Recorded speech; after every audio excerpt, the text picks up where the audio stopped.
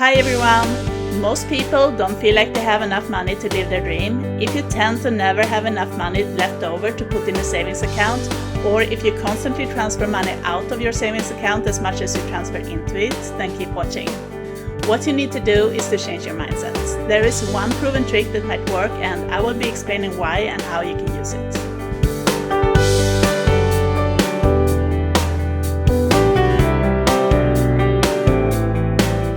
Hi there, Theresia here from Lead Yourself. I'm helping you to lead your life towards more freedom and more happiness by providing insights and tips on how to improve your life when it comes to time, energy, and money. If that's something that interests you, then make sure to subscribe and hit the bell to stay notified when new content is released on this channel, which happens every week. This video is part of a series about money management. Money is an important resource in most people's lives and one of the 3 pillars for building a life with more freedom. If you build up a significant amount of money, you might even be able to live off it and replace a boring job with something you're passionate about without worrying about your income. So what do you do if you feel stuck and don't feel like you have any money left to put away in order to get started? Well, if you don't already do that, you should start by paying yourself first. This means that instead of waiting until the end of the month to see if you have money left to save a portion of your income immediately when money comes into your account. In effect, this means you will be treating your saving as a payment and in fact the most important one. Now, of course, you should never be neglecting to pay your bills, as that will put you in a lot of trouble. If you already have issues with not being able to pay the bills, then I suggest you deal with the root cause of that first. Unfortunately, that's out of the scope for this video, but if there's a demand, I might do another video about that. But this particular video is meant for people who have their financials under control but want to improve. So why does it work to pay yourself first? The reason for this is that we have a nasty habit of adjusting our expenses to our income. If we have a lower income, we tend to have lower expenses, but as our income grows, so do our expenses. And we always tend to get what we can afford. And it turns out that the single most effective way to cut costs becomes to cut our income.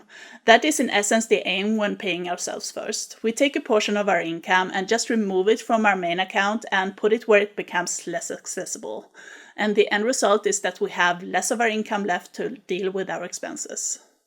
It goes almost without saying that it's extremely beneficial if it's possible to set up your saving transaction to occur automatically on the date when you usually receive your salary. So how much should you be saving? A common guideline is to save about 10% of your income. If you have a high margin, you can aim for more, and if you have a very low margin, you can start with something like 5% instead. It's important to note that your expenses will most likely not change immediately unless you know something that you can cut right away. If you have a buffer already, that will allow you to start more aggressively, as you will be able to borrow from your buffer until the level of your expenses becomes low enough. But let it be a warning sign whenever you need to take money from your buffer and reflect on what you can change to not have to do it again. Over time, usually after a few months, your expenses will have adjusted more or less automatically. This means that you don't need a huge buffer, only to cover any losses that you might encounter due to your self-imposed income reduction. If you don't have a buffer, then you should definitely tread more carefully and aim for saving a lower percentage of your income. And you might also want to track your expenses to see where you spend money and try to figure out what expenses you can cut. Another option, of course, is to get yourself the buffer you need by, for instance, selling something you don't need.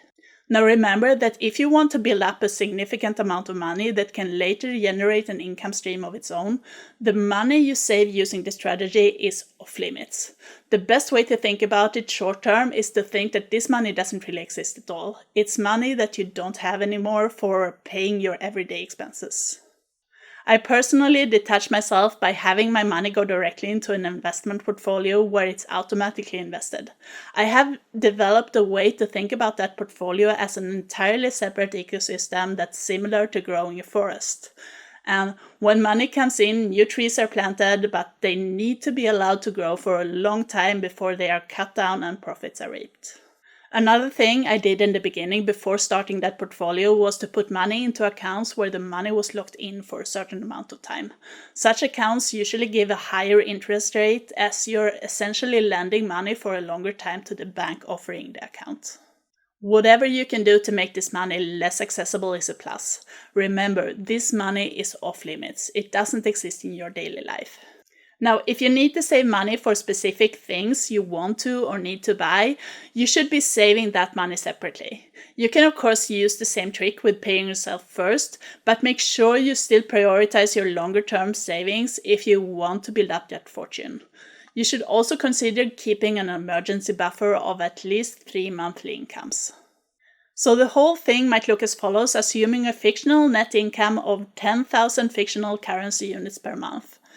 As soon as your income enters your account, 10%, or in this case 1,000, are removed and put towards your long-term savings. That leaves 9,000.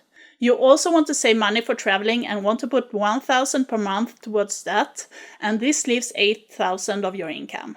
Your bills cost you 4,000 every month, and this leaves you with 4,000 for your day-to-day expenses.